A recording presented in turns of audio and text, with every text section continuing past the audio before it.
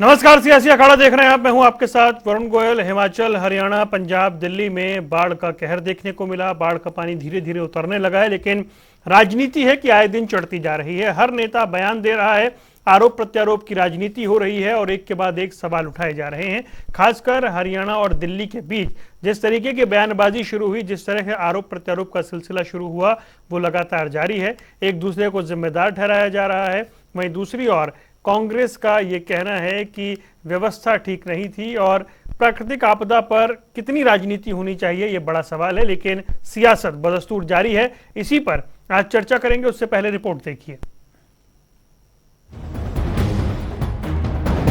बारिश और बाढ़ के बाद हरियाणा दिल्ली में अब सियासी बाढ़ आ गई है। सियासी जलजले में दोनों राज्यों के नेता एक दूसरे को डुबोने का प्रयास कर रहे हैं। मुख्यमंत्री मनोहर लाल ने दिल्ली के कुछ हिस्सों में बाढ़ के लिए उनके राज्य को जिम्मेदार ठहराने के लिए आप नेतृत्व पर निशाना साधा है और कहा कि उंगली उठाना ना तो मानवता, राज्य ना देश के हित में है। जो ये मजाक किया है कि वैसे तो कहते हैं पानी नहीं है, पानी दे दो, पानी दे दो, डूबने के हम अब पानी क्यों नहीं लेते? अब उनके बस का ना तो पानी देना है ना पानी भेजना है। पानी नेचुरल फ्लो से आता है। क्या जो बनी हुई अधूरी एसवाइल है इसमें पानी नहीं आया? क्या बहुत पानी आया। इस अधूरी बनी हुई एसवाइल में हमारी एरिया तो बन गई है, तो पंजाब का जो पानी उस इलाके का, वर्षा का, या वहाँ जो नाले थे वो बह करके एसवाइल में आया। एसवाइल ने ओवरफ्लो किया तो हमारा अम्बाला केवल उस जो अधूरी एसवाइल है उसके कारण से डूबे, लेकिन हमने उनको ब्लेम नहीं दिया। उधर आप नेता आरोप लगा रहे हैं कि हरियाणा सरकार ने हथिनीकुंड बैराज से अत्यधिक पानी छोड़ा, जिससे यमुना नदी में बाढ़ आ गई, जिससे राष्ट्रीय राजधानी के कई हिस्से डूब गए। सबसे पहले आपके हथिनीकुंड पे बैराज पे सारा पानी जब हरियाणा की तरफ छोड़ा, हरियाणा डूबा, दिल्ली डूबी, नोएडा डूबा। आप चाहते तो सहारनपुर वाली बैराज के अंदर पानी छोड़ सकते थे। जब हमने वीडियो दिखाई तो अगले दिन आपने छोड़ा। पहले आपने इनकार किया, फिर आपने छोड़ा। इसी प्रकार हरियाणा का पानी तेजी से बाहर ना निकले, दिल्ली का पानी तेजी से बाहर ना निकले, आपने आईटीओ के ऊपर 5 बैराज अपने बंद करके रखे जो आपके अधिकार क्षेत्र में आते थे। पहले तो आप मुकर गए कि तुम्हारे है ही नहीं। आपने प्रेस कॉन्फ्रेंस में कहा कि कोई चिट्ठी दिखाओ, होगी तो। हमने आपको एक चिट्ठी भेजी। हमने आपको 2015 में चिट्ठी लिखी, 30/8/2017 को लिखी, 15/11/2021 को लिखी, 10/2/2022 को लिखी, 6/7/2022 को लिखी। आपको अनेकों चिट्ठियां लिखी कि आप इस बैराज को मेंटेन नहीं कर सकते तो दिल्ली सरकार को दे दो। ना तो आपने दिल्ली सरकार को दिया और ना इस बैराज को मेंटेन किया। हरियाणा और दिल्ली सरकार की ब्लेम बैटल पर कांग्रेस भी चुटकी ले रही है। पूर्व मुख्यमंत्री भूपेंद्र हुड्डा दोनों सरकारों को प्राकृतिक आपदा में राजनीति न करने की सलाह दे रहे हैं। तेजी से फ्लड दिखना चाहिए। तो किसान है जो उनका नुकसान हो गया, लाखों एकड़, कम से कम 40,000 रुपये प्रति एकड़ मुआवजा देना चाहिए। जो जिनकी दुकान में सामान खराब हो गया उनको मुआवजा देना चाहिए। पहले देते रहे। 95 जब आया था फ्लड यहाँ पे, दिया था, दुकानदारों को भी कम्पनसेट किया था। इंडस्ट्री का बड़ा नुकसान हुआ है, करोड़ों रुपए एक इंडस्ट्री, उनको कम्पनसेट करना चाहिए। तेजी से जो है उनको कम्पनसेशन देना चाहिए लोगों को। बाढ़ के पानी में गोते खाती सियासत के बीच जनता मुसीबत के समंदर के आगे बेबस है, लेकिन नेता ब्लेम बैटल में उलझकर 2024 का गोल सेट करने में जुटे हैं। ऐसे में जरूरत है राजनीति पर ब्रेक लगाकर लोगों को आपदा से बाहर निकालने की, ताकि दोनों प्रदेश डूबी व्यवस्थाओं से बाहर आ सकें, पटरी पर लौट सकें। न्यूज डेस्क, जनता टीवी।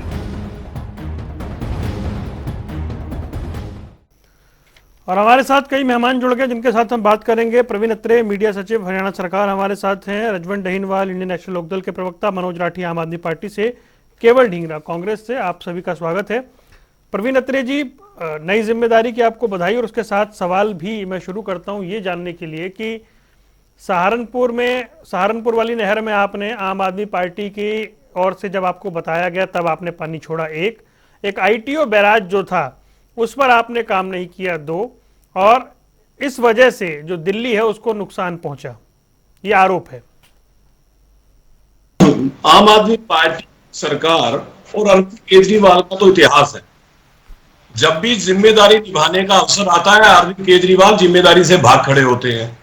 हमारे सामने कोरोना का वाकया आज तक आपको याद होगा, जब देश के अंदर कोरोना नाम की महामारी थी, इसी तरह से अरविंद केजरीवाल दिल्ली के लोगों को भगवान भरोसे छोड़ के भाग खड़े हुए थे।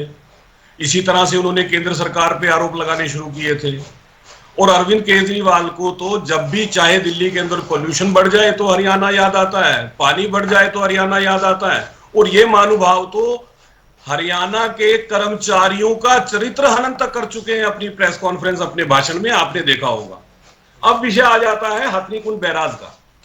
देखिए Varun, CWC, central water commission, जिसकी गाइडलाइंस है बैराज के लिए, हथनीकुंड बैराज के लिए, और गाइडलाइन में स्पष्ट है कि अगर हथनीकुंड बैराज के अंदर 1 लाख क्यूसिक से ज्यादा पानी आ जाएगा तो पानी नदी में छोड़ा जाएगा।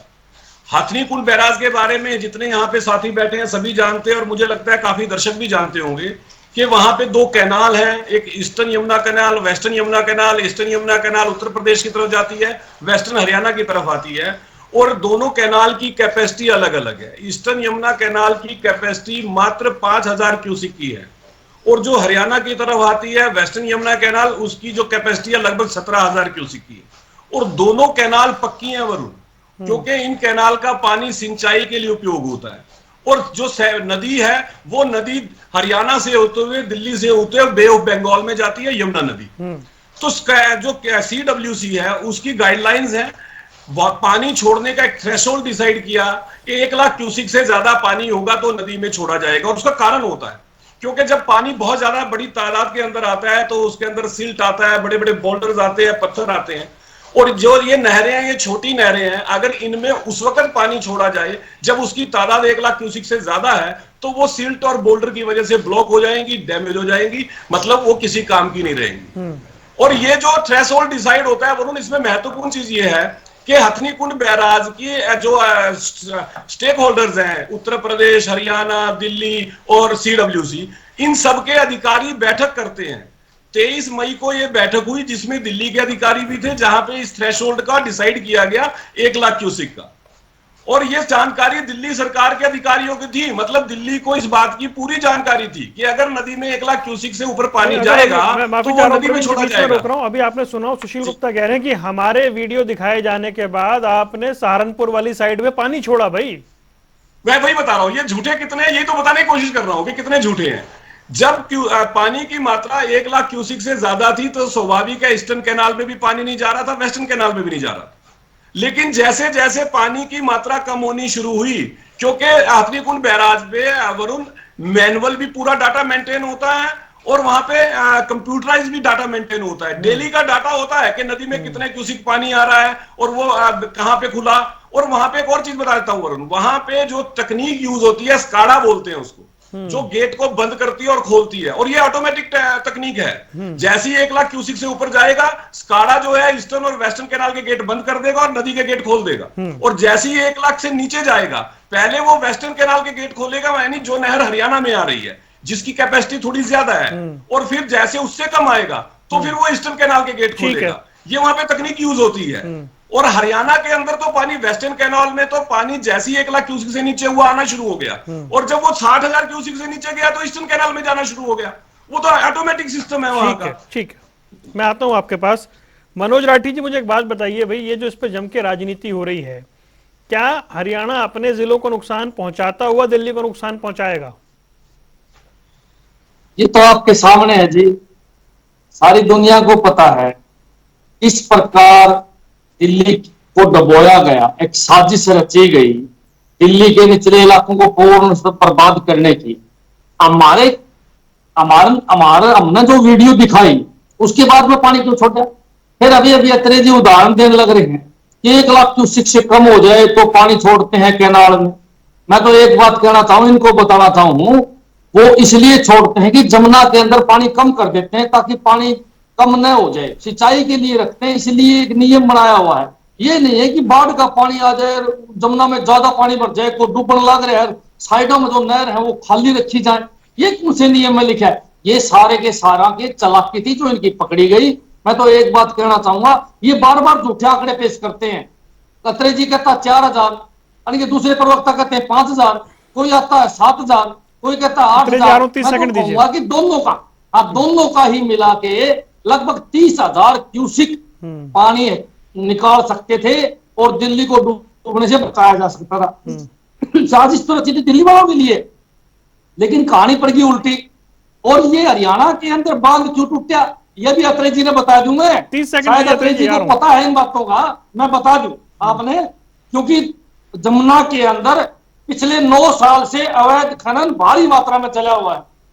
जब अवैध खनन भारी मात्रा में चला हुआ है तो नदी ने रास्ता बदल दिया। जब नदी ने रास्ता बदला तो बांध टूट गए। सारी दुनिया को पता है, इनके बड़े बड़े नेता, इतने बड़े बड़े इनके मंत्री, सभी के सभी अवैध खनन में लगे हुए हैं। मैं तो कहना चाहूंगा डॉक्टर जी बताए ये भी कितनी अवैध खनन लग रही है, आपने क्यों नहीं रोकी उनको पहले? और आपकी संज्ञान में थी, बार बार रिपोर्ट आ रही थी कि नदी ने अपना रास्ता बदल लिया है अवैध खनन के कारण। और अब ये बैठ के आरटीवी चैनल बड़ी बड़ी बात करते हैं। मैं तो एक बात और भी कहूंगा कि दूसरी गलती इनकी बड़ी, दिल्ली की आईटीओ के गेट न खोलना सबसे बड़ी बात। कितनी बड़ी बात है जी, न दिल्ली सरकार का नाम लेके पल्ला झाड़ लिया। लेकिन जब पता चला ये सभी को कि दिल्ली सरकार ने 4 बार चिट्ठी लिखी और स्वयं के मुख्यमंत्री जी ने माना कि बैराज तो हमारे अंडर में है, ये तो हमने करना था। और 4 बार दिल्ली ने सरकार ने इनको चिट्ठी लिखी कि आपके बस की बात नहीं है इसका मेंटेनेंस करवाना, तो ये दिल्ली सरकार को दे दो। ये चिट्ठी तो रिकॉर्ड की बातें है ना, रिकॉर्ड की बातें आप कैसे छिपा सकते हो? वैसे तो झूठ बोलने में बीजेपी के प्रवक्ता और बीजेपी माहिर पार्टी है, बकाने में माहिर पार्टी है, इसीलिए बका के जनता को। ठीक है मनोज भाई, आपकी बात आ गई, आपके आरोप आ गए, मैं जवाब लेता हूं उन पे। ठीक है, मैं उन पे जवाब लेता हूं। प्रवीण जी आऊंगा, एक मिनट ढींगरा जी को और चर्चा में ऐड कर लूं। एक लाइन अगर 30 सेकंड देंगे तो मैं अभी जवाब दे दूंगा, उसके बाद तो निकल जाएगा। जी बोलिए। 30 सेकंड। देखिए ऐसा है कि यमुना के अंदर पानी गया 3.5 लाख क्यूसिक, और जो दोनों नहरों की कैपेसिटी है वो लगभग 20-22 हजार क्यूसिक के करीब है। चलो हम इनकी बात मान लेते हैं 30 हजार क्यूसिक। 3.5 लाख में से 30,000 क्यूसिक निकाल दीजिए, 3,20,000 क्यूसिक तो फिर यमुना में ही जाना था। अब दूसरी बात देखिए, झूठ कहां बोला जाता है। पहले केजरीवाल जी ये कहते हैं कि बैराज जो है उस पे पानी क्यों नहीं रोका गया, और जब उन्होंने गृह मंत्री को पत्र लिख दिया, जब केजरीवाल ये बात मानने को आपकी बहुत बड़ी साजिश पकड़ी गई, शर्म आनी चाहिए आप लोगों को। और मैं तो मुख्यमंत्री का इस्तीफा मांगता हूं इस बात के लिए। बैराज क्या है, मुख्यमंत्री जी को क्यों इस्तीफा एक-एक करके बोलिए, एक-एक करके। रुकिए मनोज भाई, रुकिए मुख्यमंत्री जी को मनोज भाई रुकिए, आऊंगा इस बात के लिए। चुप कराइए मनोज भाई, जनता के साथ धोखा किया है। देखिए बीच में नहीं, आपको पूरा मौका दिया, एक बार कंप्लीट करने दीजिए। देखिए मनोज भाई, झूठ कहां से शुरू होता है? झूठ शुरू होता है जब अरविंद केजरीवाल ये कह देते हैं कि हथनीकुंड बैराज से हरियाणा ने पानी छोड़ दिया, और वो तुरंत एक चिट्ठी लिख देते हैं गृह मंत्री को। जब गजेंद्र सिंह शेखावत जी उनको बताते हैं, फोन करते हैं, फिर वो ये कहते हैं कि साहब मुझे नहीं पता था बैराज और बांध में क्या अंतर होता है, मुझे तो ये जानकारी नहीं थी कि बैराज में पानी नहीं रोका जा सकता। यहां से झूठ की शुरुआत होती है। फिर दूसरा झूठ क्या बोलते हैं कि साहब देखिए इन्होंने तो यमुना में पानी ज्यादा छोड़ दिया, ईस्टर्न और वेस्टर्न कैनाल में नहीं छोड़ा। जब उनको यह बताया गया कि आपके अधिकारियों को जानकारी थी स्काडा किस तरह से काम करेगा, कितनी कैपेसिटी पे ये काम होगा, ये सारी जानकारी आपके पास थी, वो इससे पलट गए। तो लगातार आम आदमी पार्टी के नेता और अरविंद केजरीवाल झूठ बोल के अपने जिम्मेदारी से पल्ला झाड़ रहे हैं। ठीक है, रुक जाइए, 30 सेकंड हो गए, रुक जाइए, रुक जाइए, दोनों रुक जाइए। अरे भाई, 2 और मेहमान है, मैं उनके पास चलता हूँ। केवल ढींगरा जी मुझे एक बात बताइए, क्या जैसा मनोज राठी और उनकी पार्टी आरोप लगा रहे हैं, क्या किसी राज्य को डुबाने की साजिश रची जा सकती है, उसमें बाढ़ लाने की साजिश हो सकती है? देखिए, ये तो मनोज राठी का या आम आदमी पार्टी का बीजेपी पे आरोप है, क्योंकि इन्होंने ताजेवाला से उस तरफ यूपी की तरफ पानी छोड़ना चाहिए था, नहीं छोड़ा। अब बात सवाल ये भी है इसके साथ साथ कि जो 2 साल से सरपंच ये लिख रहे थे कि हमारे रेजोल्यूशन पास कर रहे थे कि हमारे इलाकों की सिल्ट की सफाई की जाए, तो सिल्टों की सफाई क्यों नहीं हुई, नदी नाले की क्लीनिंग क्यों नहीं की गई सरपंचों के लिखने के बावजूद? एक कारण ये रहा। दूसरा कारण ये रहा दादूपुर नलवी को बंद क्यों किया गया, ये दूसरा कारण ये रहा। जब उसके अंदर संरक्षण में पानी जा सकता था तो उसके लिए तीसरा कारण जो है खुद स्वयं केजरीवाल एंड सरकार है। जब हमारा सुप्रीम कोर्ट का ऑर्डर आ रखा है कि आप जो है SYL की खुदाई कराओ पंजाब के हिस्से की, तो इन्होंने क्यों नहीं खुदाई करवाई अभी तक? जब सुप्रीम कोर्ट का ऑर्डर है तो ये क्यों रोक के बैठे हैं उसको? अगर ये उधर खुदाई हो जाती, उसके तहत पे हरियाणा की SYL को पानी आ जाता, तो तब भी पंजाब नहीं डूबता और हरियाणा को भी नुकसान नहीं होता। SYL के अंदर पानी चलता तब भी नुकसान नहीं होता। तो ये दोनों पार्टियां ही जिम्मेवार हैं और सेंटर सरकार भी जिम्मेवार है, क्योंकि इसका फैसला नहीं कर पा रही सेंटर सरकार। सुप्रीम कोर्ट ने 3-4 साल से लगातार जो ऑर्डर कर रखा है उसको इंप्लीमेंट नहीं कर रहे। इंप्लीमेंट ना करने में खट्टर साहब भी जिम्मेवार है, केजरीवाल भी जिम्मेवार है, मान साहब भी जिम्मेवार है। और ये सारे जिम्मेवार जो लोग हैं, इनका ये अगर काम नहीं करेंगे, हिमाचल सरकार तो कहीं नहीं है ना सर इसमें? कारण है ढींगरा जी, हरियाणा इसी वजह से डूबा है ना। नहीं, हिमाचल सरकार तो कहीं नहीं है ना, क्योंकि ये दिलचस्प है कि जिन 4 राज्यों में बाढ़ आई उसमें 3 राज्यों में 3 अलग अलग सरकारें जिनके प्रवक्ता यहाँ बैठे हुए हैं। जी, मैं तभी तो कह रहा हूँ ये जिम्मेवार है इस बात के। हिमाचल से पानी तो नीचे आ गया, हिमाचल ने तो रोका नहीं पानी, पानी तो नीचे आएगा ही आएगा पहाड़ों से। अब जब पानी नीचे आ गया तो इनको उसके लिए काम करना चाहिए था। 9 साल से खट्टर सरकार चुप करके बैठी है, दादूपुर नल भी बंद कर दी। जो एक बनी हुई जल संरक्षण की नहर थी उसको बंद करने का अधिकार इनको किसने दिया?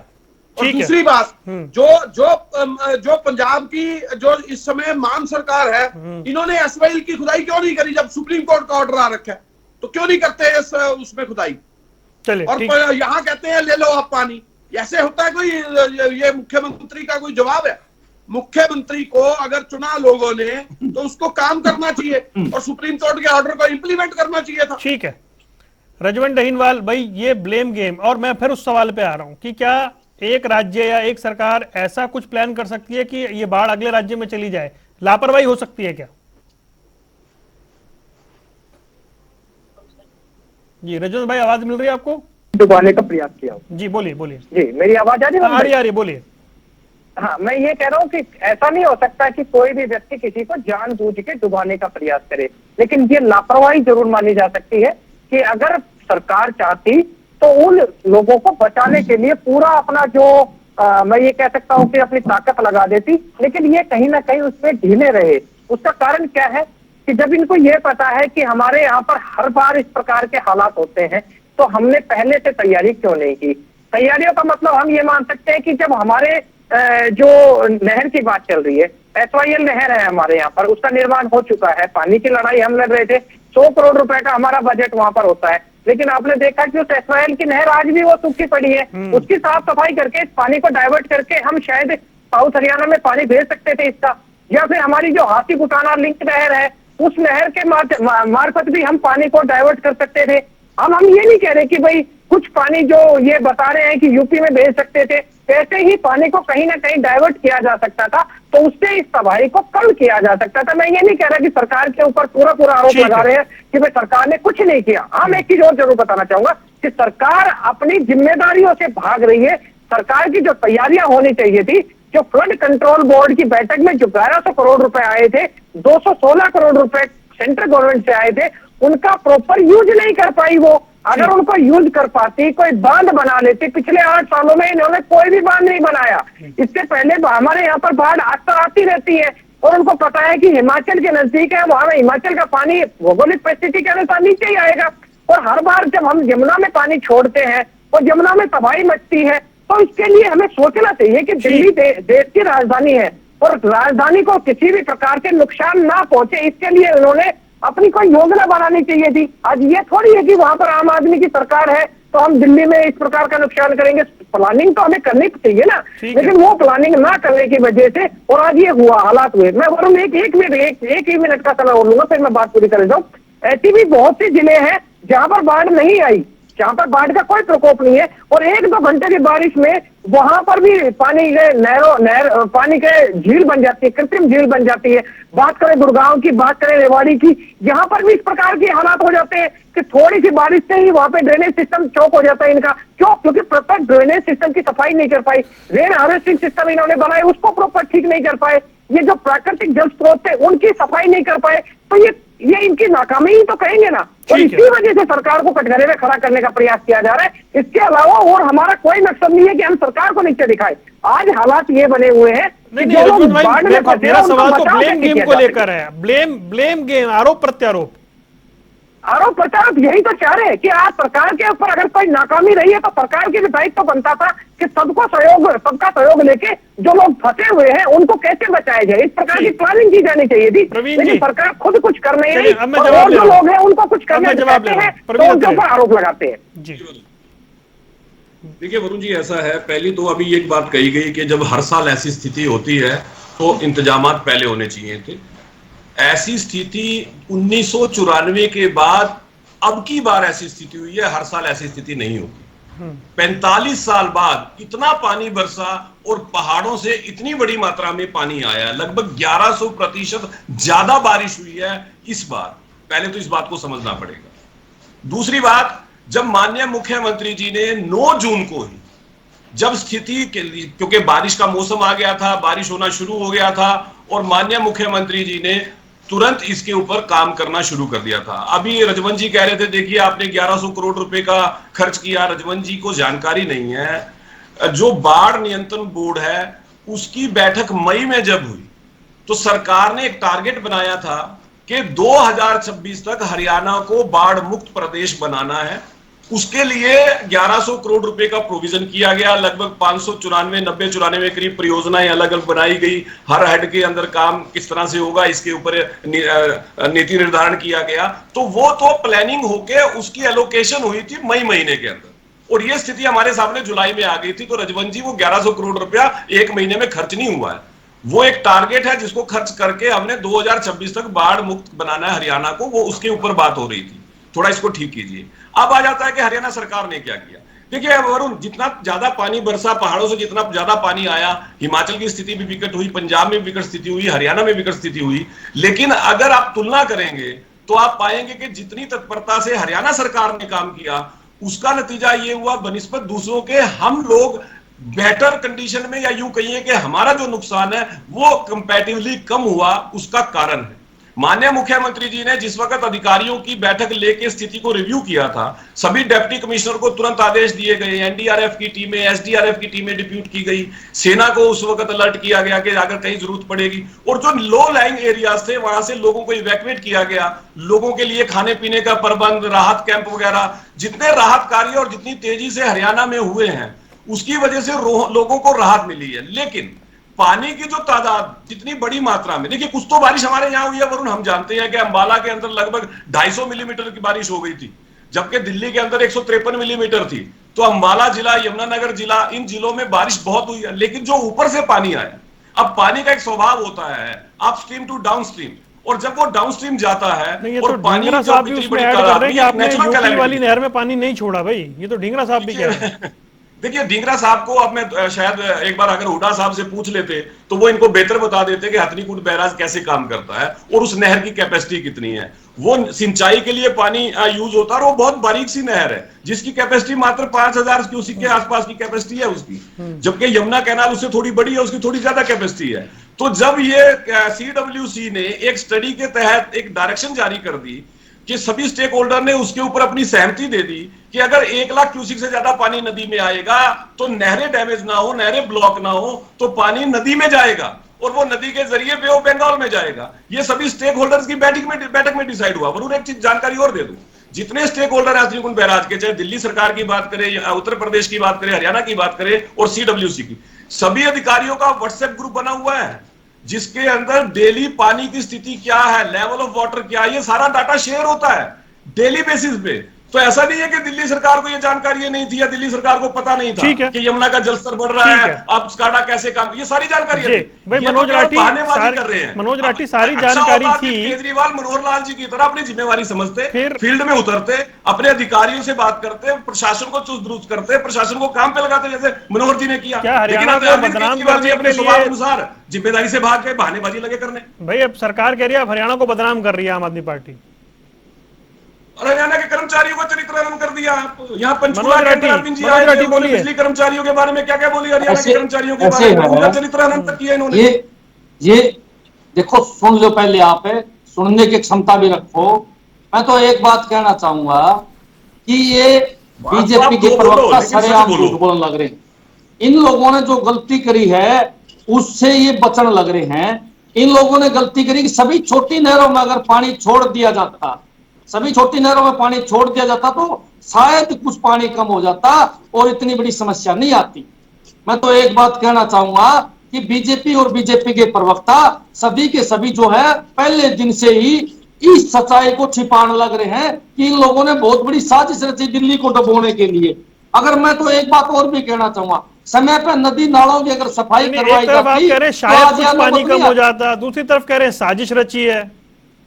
बिल्कुल साजिश रची है इन लोगों ने, नहीं तो छोटी नहरों में पानी छोड़ देते। आपके सामने है कि छोटी नहरों में पानी क्यों नहीं छोड़ते इन लोगों ने। मैं तो एक बात और भी कहना चाहूंगा, आपदा प्रबंध के नाम के ऊपर बीजेपी के नेता समोसे खाकर घर चले जाते हैं, काम कुछ नहीं करते। अगर समय पर नदी नालों की सफाई होती तो आज प्रदेश में ये दिक्कत नहीं आती। मैं तो एक बात की और भी बात बताऊंगा, 2026 में आपने कितने 2026 में आपने बाढ़ मुक्त का नारा दिया है। मैं तो एक बात पूछूं आप लोगों से कि 2026 में तो कोई और सरकार बनेगी, आम आदमी पार्टी की सरकार बनेगी, वो करेगी बाढ़ मुक्त। आपके बस की बात नहीं है, आपको 9 साल हो गए। एक बात और बताना चाहूंगा मैं आपको कि कितने मेडिकल कैंप आप लोगों ने राहत कैंप लगाए, बताने का काम करो। आप कहते हो कि हमने बहुत सुविधाएं दे रखी है, गांव में बहुत बुरा हाल है कि डॉक्टर तक नहीं जाने लग रहे हैं। 554 गांव डूबे, 4 लाख एकड़ से फालतू जमीन, फसल खराब हो किसान की, मनोज भाई अभी तक मुआवजे की घोषणा नहीं। लाखों एक बार फिर आऊंगा आपके पास, एक बार फिर आऊंगा आपके पास जी। 1 मिनट आता हूँ। केवल ढिंगरा जी भाई वो कह रहे हैं आप हुड्डा साहब से पता कर लेते कि इसमें पानी की क्षमता कैसी है। देखिए, जो माइनिंग का इशू है उस माइनिंग के इशू में ही तो सारी गड़बड़ है। जितनी यमुना के आसपास की ठोकरें जो हर साल लगाई जाती है कि उसका पानी का बहाव जो है वो ठीक रहे, पानी के कटाव ने सारा इनका जो है गणित बिगाड़ दिया। क्योंकि माइनिंग करने में इनके जो कई बीजेपी के लोग हैं वो शेर हैं वहां पे, और लगातार आपने देखा होगा अवैध माइनिंग में डीएसपी की हत्या हो चुकी, कभी किसी के ऊपर गाड़ी चढ़ा दी गई, कभी किसी के ऊपर कोई कार्रवाई हुई, लेकिन लगातार जो है माइनिंग होती जा रही है, अवैध माइनिंग। उसके चक्कर में ठोकरें जो सरकार लगाती है उनको यमुना को एक तरफ रोक लगाने के लिए वो भी नहीं लगाई इन्होंने। इसी करके तो सारा इलाके डूब रहे। और ये कोई कहते हैं कि इधर से पानी आएगा उधर जाएगा, सारे इलाके क्यों डूब गए? 11 जिले क्यों डूबे? इनकी नासमझी की वजह से। जब सरपंचों ने इनको लिख के दिया था कि नदी और नालों की सफाई कराई जाए तो क्यों नहीं कराई गई? कहां गया वो पैसा? कहां कार्रवाई की इन्होंने? उसके ऊपर बात करें ना, इधर उधर की बात करके पल्ला झाड़ के भागने का काम करते हैं। असल में नालों की सफाई नहीं हुई, नदियों की सफाई नहीं हुई, सिल्ट भर गई, साइडें उनकी टूट गई, ठोकरें लगी नहीं, तो नुकसान तो हरियाणा के लोगों को होना ही था।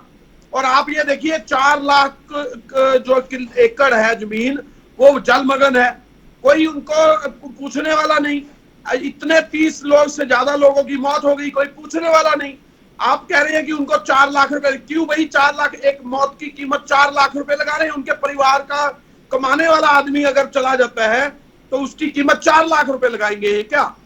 आप प्रवीण जी जवाब दीजिए भाई जल्दी से, सहायता दीजिए। भाई पहली बात तो ये है कि ढींगरा जी जो है मुझे लगता है टॉपिक जो है चेंज कर लेते हैं, अपनी सुविधा अनुसार वो दिशा भ्रमित हो जाते हैं। वो यहाँ पे माइनिंग की बात लगे करने। अगर माइनिंग पे बात करूंगा तो शायद ढींगरा जी के लिए जवाब देने मुश्किल हो जाएंगे। कांग्रेस के कार्यकाल में क्या हुआ वो मैं सारा यहाँ बताऊंगा तो लंबा समय हो जाएगा। लेकिन अब देखिए बात ये आ जाती है, बार बार एक सवाल का जवाब, बार बार एक बात कह रहे हैं कि यमुना के किनारे ठोकर नहीं लगी।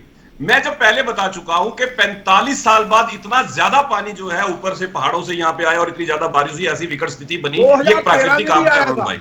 और पानी की ताकत को हम सब जानते हैं, लेकिन सरकार ने जो काम किए हैं बाढ़ को नियंत्रित करने से पहले, जो ये कह रहे हैं बार बार नदी नालों की सफाई नहीं हुई जी, नहरों की सफाई नहीं हुई है जी, ये भाई साहब एक बार जाके आप ग्राउंड पे चेक तो कीजिए कि किस तरह से सीवरेज सफाई, नदी नालों की सफाई ये हुई। उसी का नतीजा ये हुआ ढींगरा जी कि जितना बड़ा नुकसान पंजाब में हुआ है उतना हरियाणा में नहीं हुआ। उतने उस कंपैरिजन में पंजाब के अंदर 81 स्थान ऐसे हैं जो पूरी तरह से बाढ़ ग्रसित है, 81 प्लेसेस, और हरियाणा के अंदर हालात खराब हुए हैं, खासतौर पे जो यमुना के किनारे जो डिस्ट्रिक्ट है उनके अंदर स्थिति बनी और घग्गर और टांगरी की वजह से ऐसी स्थिति बनी।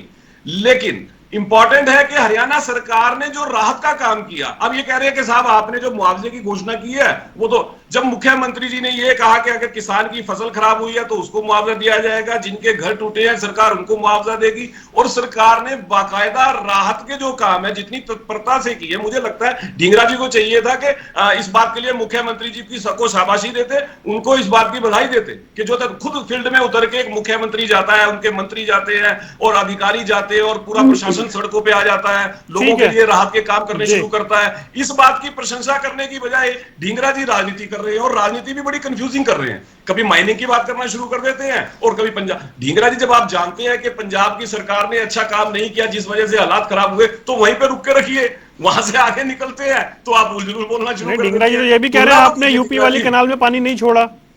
यही हुड्डा साहब से पूछ लेते कि कब छूटता है, कैसे छोड़ते हैं, तो ढींगरा जी ये बात ही ना बोलते यहाँ पे। देखिए, जो हथनीकुंड बैराज है उसके ऊपर सीडब्ल्यूसी की गाइडलाइन ये तो है नहीं कि आज होनी शुरू हुई है, वो तो हुड्डा साहब के टाइम में भी थी, और इन नहरों की कैपेसिटी हुड्डा साहब से। चलिए एक बार मैं फटाफट रजवंत को ले लूं और ढींगरा जी को एक सवाल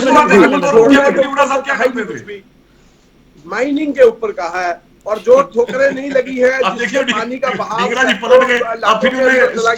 इसकी बात की है ना।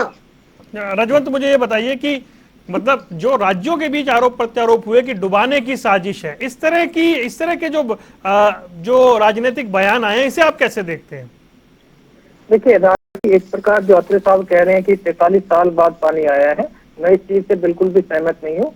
ये पानी हर साल आता है, आप एक बार रिकॉर्ड उठा के देखिए, हर बार यमुना का जल स्तर बढ़ता है और वहां के जो लोग हैं, वहां पर यमुना के पास जो लोग बचे हुए हैं उनको वहां से हटाया भी जाता है। ये कोई पहली बार नहीं हो रहा। मैं इसीलिए तो बार बार कह रहा हूँ कि हमें पता है 208 मीटर का आंकड़ा 45 साल बाद ही क्रॉस करके गया यहाँ दिल्ली में। नहीं, लेकिन इस बार जो हालात जो बिगड़े हैं वो बहुत ज्यादा बिगड़े हैं। मैं यही तो चीज समझाना चाह रहा हूँ कि जब हमें ये पता है कि पानी है, अगर नदी का बहाव तेज होगा, अगर ड्रेनेज सिस्टम है, या हम ये कह सकते हैं नदी के रास्ते में अगर किसी को भी लेके आएंगे तो वो तो अपना रास्ता बता रही है कि भाई मेरा रास्ता ये है, आप बीच में मत आओ, तो वो चीजें हमें तैयारी करके रखनी चाहिए ना इस चीज के लिए। और वही तो बार बार कह रहे कि उनकी सरकार की अगर प्रॉपर तैयारी होती तो हालात ये नहीं बिगड़ते। और आज जो ये बार बार बात आ रही है कि आरोप प्रत्यारोप का दौर, तो आरोप प्रत्यारोप की सबसे बड़ी दिक्कत ये आ रही है कि सरकार की जो जिम्मेदारी बनती है, सरकार का काम है जिम्मेदारी रखना, लेकिन सरकार जब क्रेडिट का काम होता है वहां पे तो आगे बढ़ जाती है, जहां पे नाकामी होती है वहां पर अपनी जिम्मेदारी से बचने का काम करती है। सरकार अगर ये करती कि जो पानी की निकासी का प्रॉपर अगर वो करती। अब बात यहाँ पर मैं बार बार एक ही तो चीज कह रहा हूँ कि गुड़गांव में तो बाढ़ नहीं आ रही ना, गुड़गांव में कैसे 2 घंटे में पानी वहां पर कृत्रिम झील बन जाती है। धारवाड़ा है, गुड़गांव है, रेवाड़ी है, यहाँ पर मैं तो अभी आया हूँ, अभी भी जो एक यहाँ पर हमारे नायवाली चौक पर रेवाड़ी के पास अंडरपास बना हुआ, वहां पर अभी भी 2-2 फुट पानी भरा हुआ है। ये पानी की समस्या का समाधान कौन करेगा? ये सरकार ही तो करेगी। और अगर सरकार से जब जवाब पूछते हैं तो कहते हैं कि पानी आ गया। जिन जिलों में बरसात नहीं, बाढ़ का पानी नहीं आया, वहां पर भी हालात काबू में नहीं है, वहां पर भी सरकार को सोचना चाहिए। अगर यहाँ पर समय खत्म हो रहा है, मैं सिर्फ एक छोटा छोटा जवाब, मनोज भाई 30 सेकंड से ऊपर मत लीजिएगा। भाई बाढ़ आई, बारिश आई, उसने हरियाणा को, हिमाचल को, पंजाब को, दिल्ली को प्रभावित किया, इसमें साजिश कहां से होगी? भाई ठीक है, बाढ़ आई, सबको नुकसान हुआ। बिल्कुल आपकी बात सही है। बहुत ज्यादा बारिश आई हिमाचल में और हरियाणा में बारिश आई, पंजाब में तो बहुत ज्यादा बारिश हुई।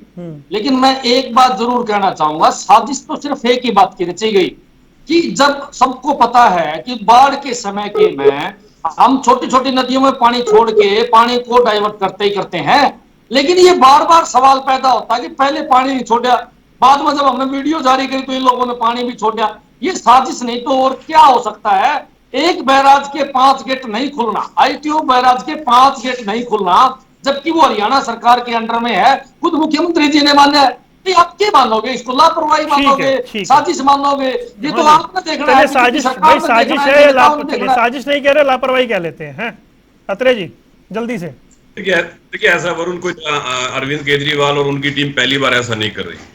हमने पूरे देश ने सुना है कि जी ऑक्सीजन नहीं दे रहे हैं, हमें ऑक्सीजन नहीं मिल रही है, लेकिन बाद में जब कमेटी बनी तो कमेटी ने जब जांच की तो पाया गया कि ऑक्सीजन थी, लेकिन इनके पास व्यवस्था नहीं थी। तो वही स्थिति आज वही कर रहे हैं कि जी साजिश रची थी, साजिश रची।